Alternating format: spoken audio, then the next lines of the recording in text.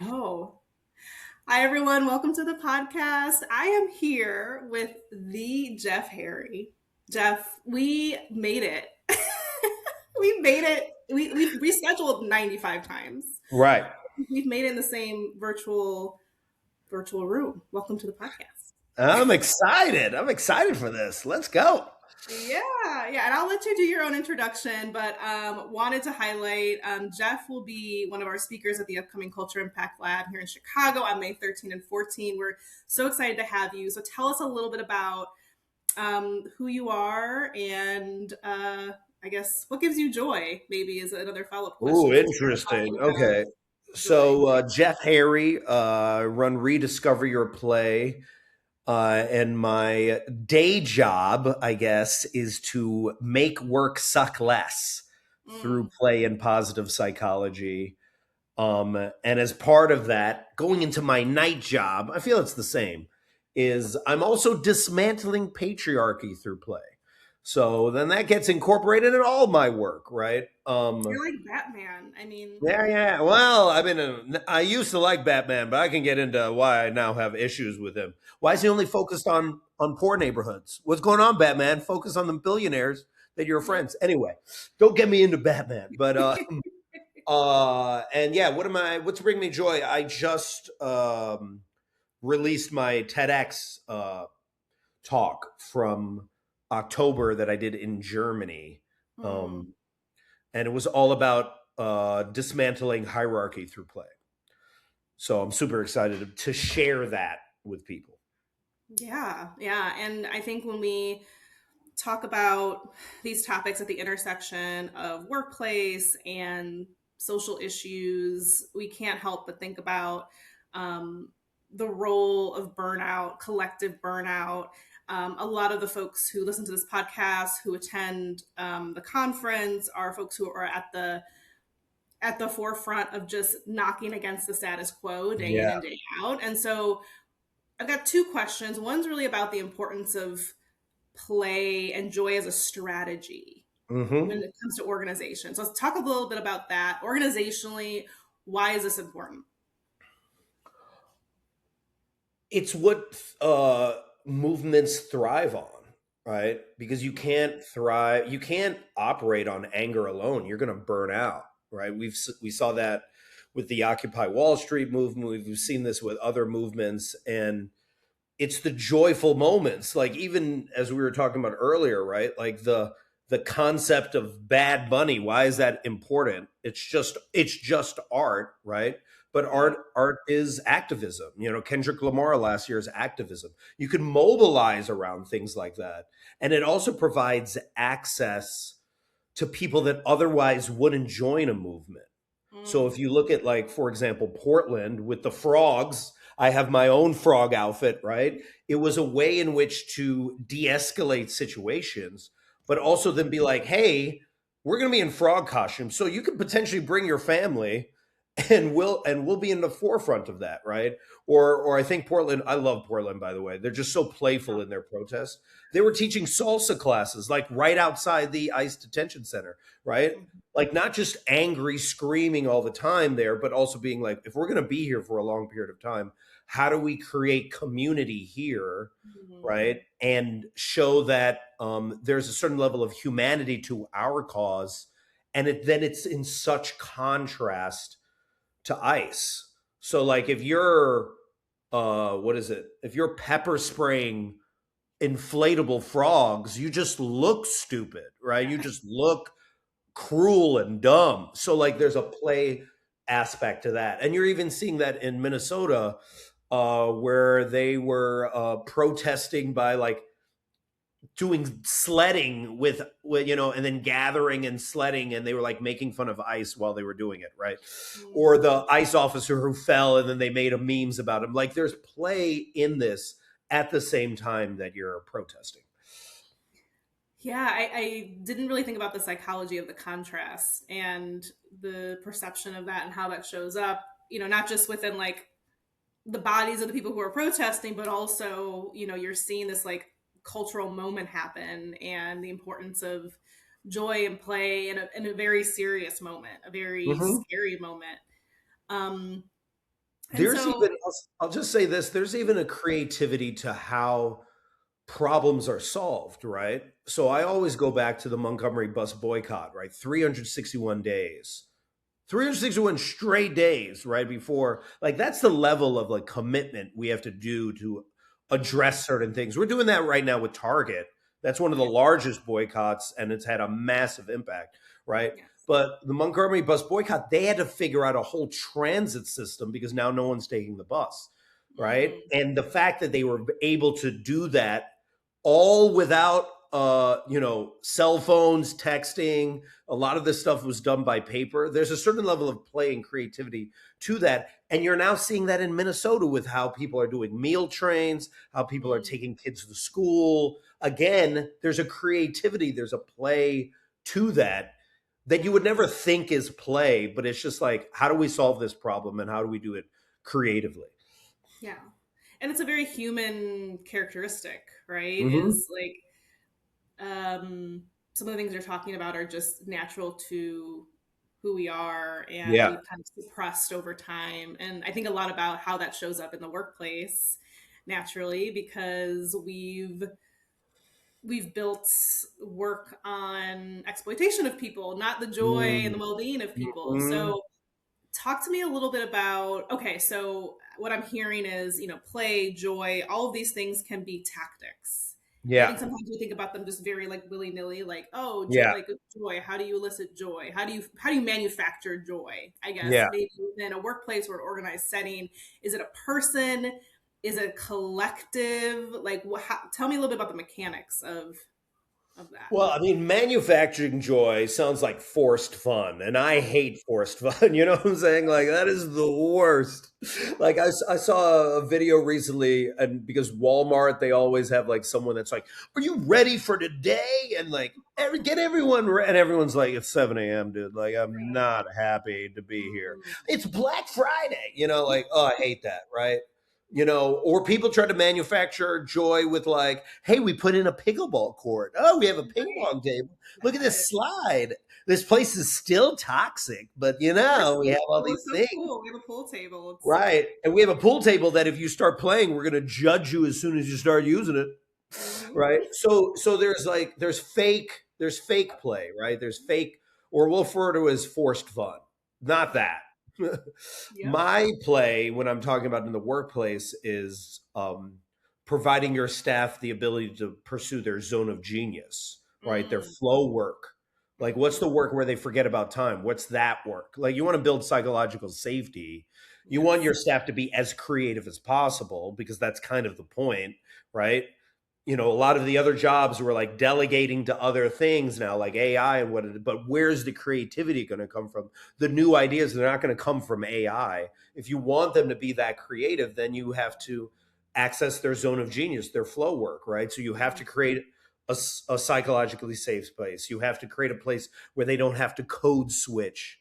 You have to create a place where like there's not so many deadlines that I don't have time to actually be bored and like think of the next great idea, right? So I talk a ton about how are you building those spaces where staff can pursue their zone of genius.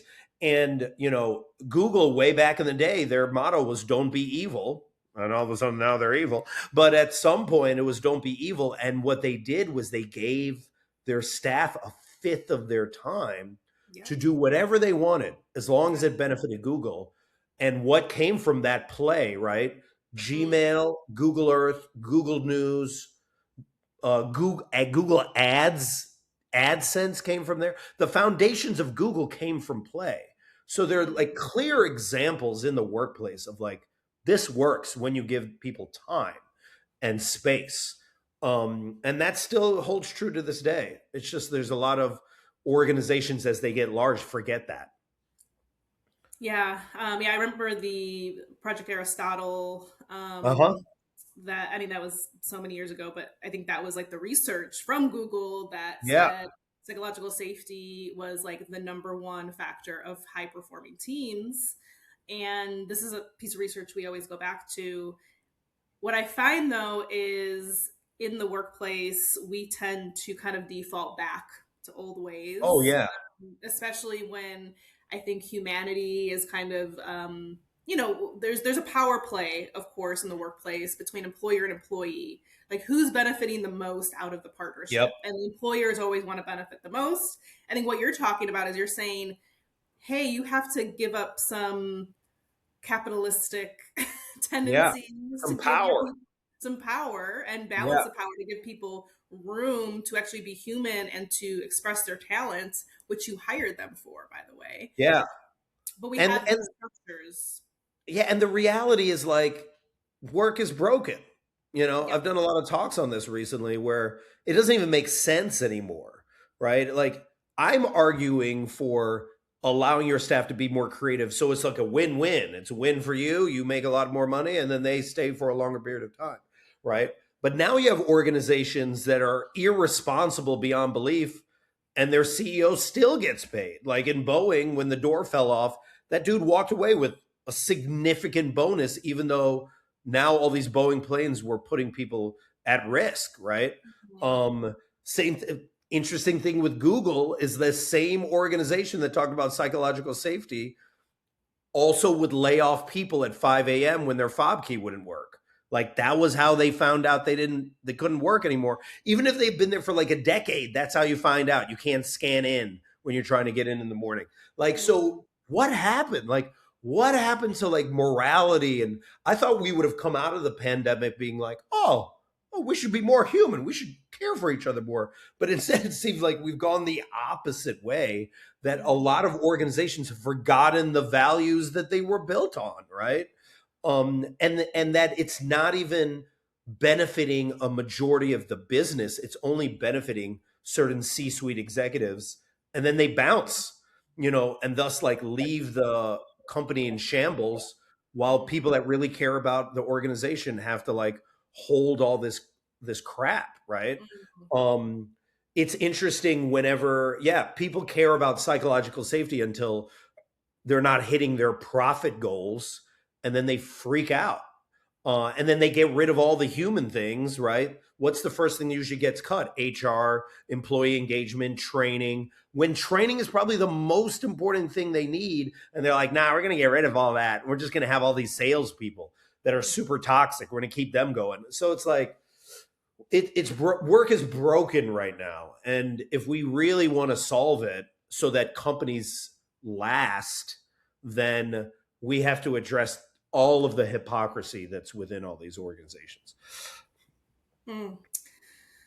Yeah, it's pretty maddening that, one of the things that I talk a lot about is, every generation we kind of have this same conversation, right? Where it's like there's a moment, there's a really uh, hopeful moment where the next generation's like, we're not taking that anymore, and Mm-hmm. they're asking for, in my opinion, we've been asking for the same thing since the labor movement, right? Right. Dignity, respect, a fair, like we've Right. been asking the same things, and then we've been coding it and Yes.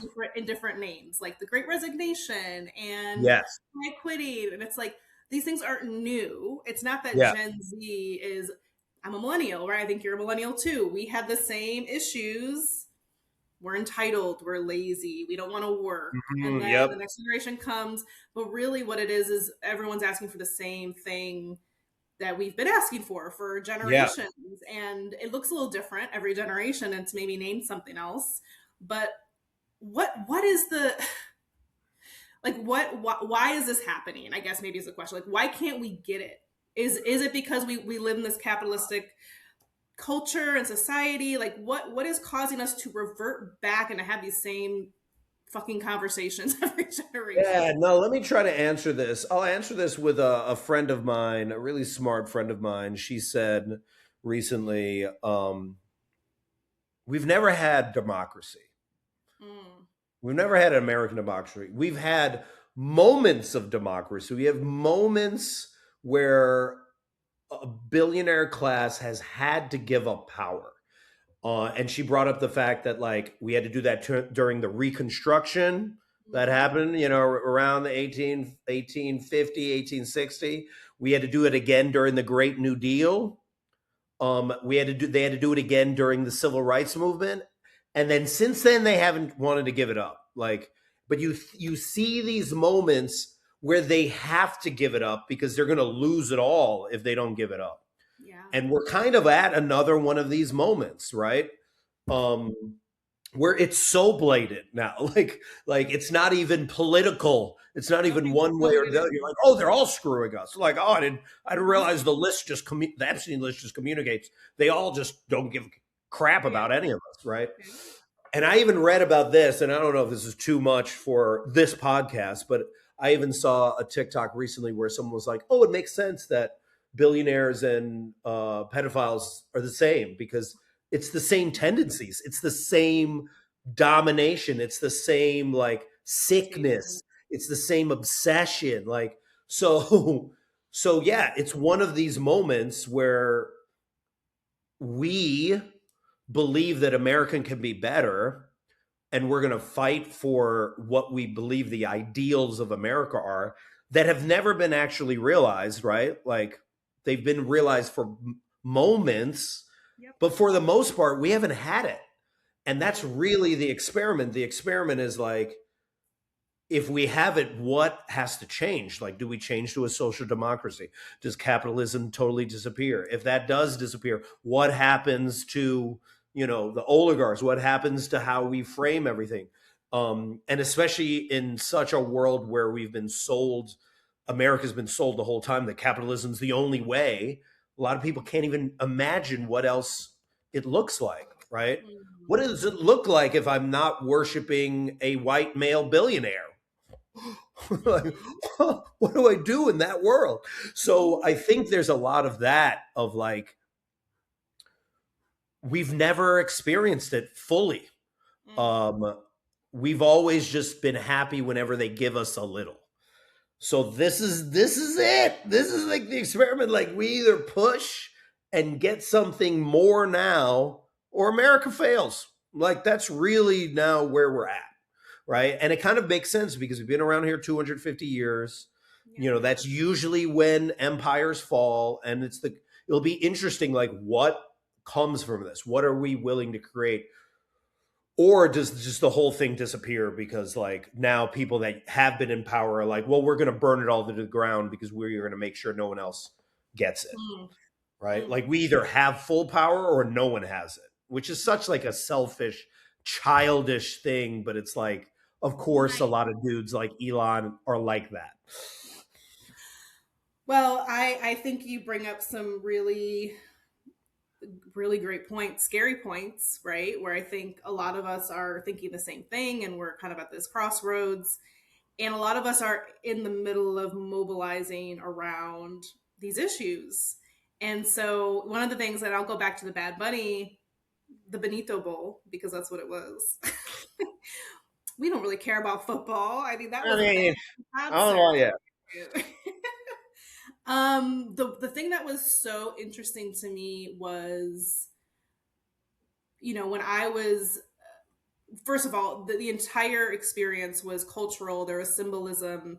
There was nods to things that like a lot of people didn't know, right? So like I saw two different Yep. types of folks.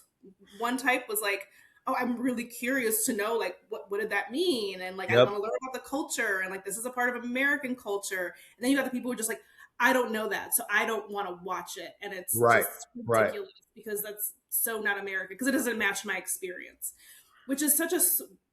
And then there's also this divide that I felt around like the actual joy that was captured Right. boiled people's blood. Right. And so like how and this was the very like impactful thing for me because then I recognize, when we talk about joy as resistance, like that was a protest. it Yeah. was Absolutely. it was art, it was joy, it was culture, but that was a protest, a Yes. 13-minute protest. Yes. So like break that down for me a little bit on like I know there's many dynamics I mentioned there, but Yeah, like yeah, yeah. Well, I found what made it play as protest, right? You saw that. Well, before I go into the bad money thing, you saw that with kids in Palestine during you know the mm, last 2 years, right? Just them simply playing was their level of protest. the Free Gaza Circus, just another example of playing a protest. What was fascinating with Bad Bunny was the amount of nods that went in, right? So you start off with all the grass, communicating the level of like slavery and the level of like of exploitation that America did way back when with Puerto Rico. Sugarcane And fields, then you yes. see the nods, right? Ricky Martin never got to sing in Spanish on Mhm. national TV in the US. And finally he gets to do it and he sings a protest song, right?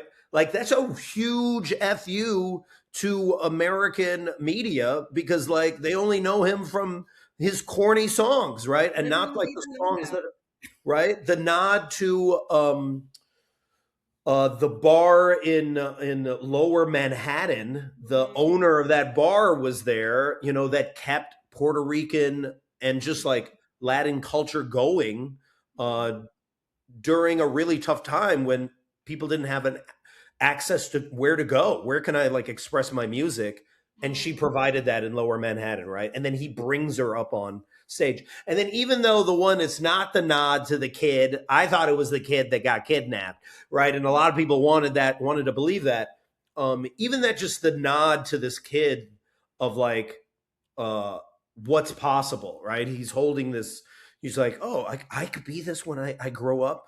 And you but probably one of my favorite parts has to be at the end, right? When he just starts naming all of the countries, right? Yes. It's just like, this is America. America's like, let's just be honest about what America really is. It's made up of all these Americas, Yes. Central America, South America. We helped build your country, right? The only reason it's as amazing as it is because of people of color, right? You're going to deny all that now? You're going to pretend like none of that happened? I mean, this is not Germany, right? Like this is America. Like we Mhm. built all this crap. Like, we keep it going now. Like I don't so like there's even a challenge in that of like I don't know what you are thinking. What are you thinking deporting 100 million of us? Then your country doesn't operate. Like it just Mhm. doesn't exist, Yeah. or it doesn't exist in the way that you want it to exist. And this Mhm. is why I love when someone's like, yeah, if you are pro ICE, you should never be allowed to have any foreign food. Like you're not allowed in any restaurant because like that's just not you are pushing out what you like. Yeah. So that level of like contradiction, and he did it all through the lens of joy and love, right? Mhm. But Mhm. not in like it doesn't feel too corny. That's the part that I think was really great. um Having said that, I don't want people to watch it and then be like, "Oh man, that was good. Okay, now I'm done," right? Because like we have to understand, as a lot of my friends that are organizing in Minnesota right now, that is coming to us, right? And they are suffering significantly, and whatever support we can provide for them, which that whether that's financial, whether that's mutual aid, whether that's you going there if you feel you have the privilege to be able to do that, I think is crucial. And Mhm. I'm worried all the time when we do a protest that then we're like, okay, I've done enough, right? And Yeah. because we're so um unpracticed in how to do this, you watch other countries, they protest every day Mhm. until something changes. We're not Mhm. accustomed to doing any of that, so we have to build our ability to do that. Yeah. Well, yeah, I mean the great thing is I think we're finding these different ways to build that muscle and um you know, resistance protesting does take many shapes and forms, and I think again Bad Bunny is one example, but it is a great example of how this can look Hmm. is, you are I mean, the thing that stood out to me was he brought the community along with him, right? Right, So right, unapologetically. And it wasn't about him. It was not right. about him. And that's really what, protesting is. It's decentering yourself, it's focusing on the Yep. issues, it's mobilizing, it's creating, there's so much to the human experience I think we need to tap into, like art, music, um, as culture, right? The Yeah. big C. I know you don't talk about culture within organizations, but the culture more broadly is something we can really use to mobilize people, change ideas, hearts, beliefs. So this was one of those moments where he just did that beautifully. And And one thing that he did magically well that Kendrick also did the previous year, he made people feel seen. You yes, know, Kendrick gave nod to Oakland. He gave nod to like, yep, the hyphy movement, right? yep, Like these small things that like most people that are like, I don't understand what's happening. This is not for me. Like, yeah, it's not for you. How does that feel? How does it feel for it not to be you? mhm, Majority, like, are mhm, you, because this is how we feel all the time. So just being yep, so when he hands that Grammy to the kid, it's almost like every kid can feel a certain level of acknowledgement of like, oh my God, mhm, I've been that kid yeah. watching. And it's wild because even so, I'm half black, half white. I have no Hispanic, no Latin in me at all, and I was able to identify with the culture. I don't know the Right. language. Right.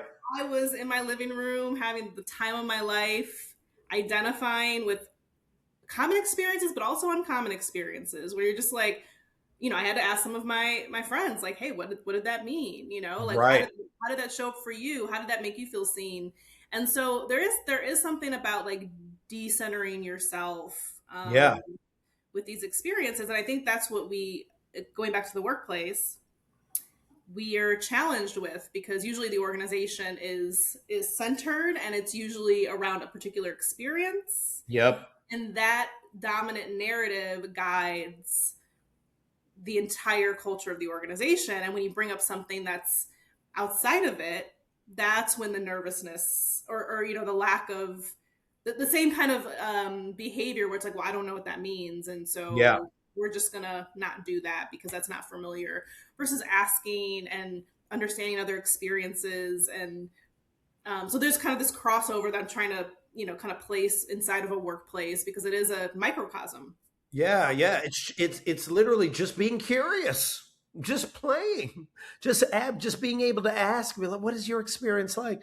Which a lot of organizations have forgotten, and it's the if we're bringing this back to work, the companies that are going to last, the companies that are going to survive whatever is coming up are the ones that are going to be the most curious, the Yeah. ones that are willing to be the most inclusive, in my opinion, right? Because you really can't replace all the humans, Mm-hmm. and you Yeah. think you can, like that's what a lot of people believe they can. But we've already seen it. 95% of the AI projects that have been implemented have failed miserably, right? There's so much automation going on right now. I didn't even know this, but at one point Waymos Yeah. weren't AI driven. There were people that were watching and helping to drive the Waymos. Like, it's just like, dude, the amount of pretending of that things are more ahead than they actually are, right? Um and when the companies that irresponsibly laid off massive amounts of people because they wanted to justify that they were bringing a lot of AI projects online and they could run by themselves, and now are paying the price and trying to rehire people back. Like, you've already destroyed your culture. You've already destroyed humanity. So for other organizations that are here, and I'll be saying this at a lot of the conferences I'm going to be speaking at, is like, don't make that mistake. Like, there's a human way in which we can do this all, right?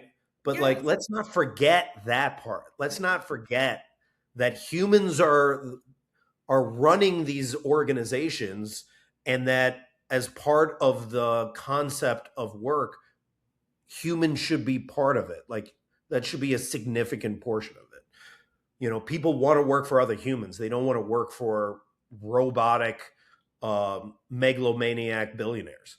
Right. Right. Well, yeah, you bring up a good point, which is Yeah, we should be using AI as a supplement, and we're using AI as a strategy right now, and it's not a strategy. Like that's what Yeah. people are like not realizing is AI is not going to save your company. It should be a No. tool. It should be something that you collaborate with to understand how you can create more of a human experience by taking some of the automation and things that are just step by step and easy black and white, but then you free up your humans to do more strategic things or train them in Right. other parts of the workforce. Like there's a sustainability element to this that people just, because we built our workplaces on KPIs and short-term goals, it's always just like, what are the numbers? We're not thinking about the Yeah. long indicators of everything. I mean, can AI do my laundry? You know, can AI do the things I don't want to do? Why is it doing creative stuff? That's a horrible idea, right? So it's like, oh gosh. Yeah, well, I'm glad you touched on AI. And yeah, I think play is one of those things to maintain, like from the human experience. So one of the things, and I'll kind of close on this before we talk about like where people can find you. I know Yeah, yeah, yeah. you're on your speaking tour right now after the TEDx talk, and so I want to make sure people know where to find you. But one of the requirements for play is usually, actually all the time, creating a safe environment for it Hmm. to be fostered, right? So it's an environmental element. It's, to your point, you can't manufacture joy or play. You have to Yeah. create space for it, and then people show up in that way naturally. So what are just a few things, leaders who are listening to this who are really interested in incorporating this into their organized setting, whether that's workplace or community? What can you do? What are some simple things to create and foster the environment for play? Apologize. Really, tell me more about that, because I actually have this listed on my website of like how do you make work suck less, and it starts with like apologizing, yeah. right? There's a lot of messed up things organizations did during the pandemic to Oh, communicate that they did not care. And even if you were at one of those organizations, now you've like your people have now moved to your organization. They still need that apology because they don't trust businesses. There's so many businesses that exploited people. So you first have to come from a humane place, so a place of humanity, and being like, okay, what what have other organizations done to break your trust or hurt you? I'm mm-hmm. sorry you had to deal with that. I would start there, right? I wouldn't play until you've done that, until you've and you can do this just as a manager. Like you don't have to do like, oh, the whole organization. Sorry, because that's just not going to happen, right? But like you can do that as a manager to be like, where are you at? Who hurt you?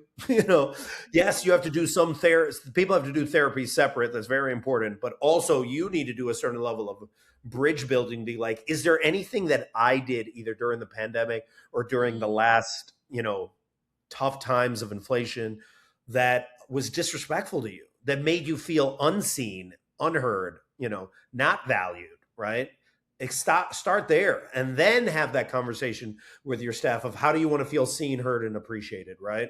What's your language of appreciation? Like, do all the things, the small things to then communicate that they feel appreciated. And only then will you then be like, okay, now let's play. And the way I would recommend play would not be like, let's go bowling, let's do these things. It's like, no, give them opportunities to pursue their zone of genius, their flow work, give them time to pursue that and allow and see what they are able to create with that. Because that's when I feel most seen, when I'm allowed to be me. We want to be ourselves at work, not that corny, authentic self stuff that like was ruined by cliches and whatever. I'm just talking about like I don't want to have to code switch all the time, Right. right? I want to actually like be excited to do some of my job. And right now my soul is being sucked every time Monday rolls around. So Mhm. allowing them, even if it's 5 to 10% of their time, to pursue their zone of genius, Mm. from positive psychology studies, clearly shows that people are 5 times more productive, 500% more productive. So, what are you doing? Apologize, then start mending by figuring out their language of appreciation, ensuring that they feel seen, heard, and appreciated, and then you can dive into their play through their zone of genius. That's my recommendation. That's how I consult organizations. That was very clear. And Jeff, you are a gem. I am so excited for you to speak to our audience in May. But if you are not attending the Culture Impact Lab, where can people find you if they want you to speak or consult or work with their organizations or their communities around this idea of joy and play?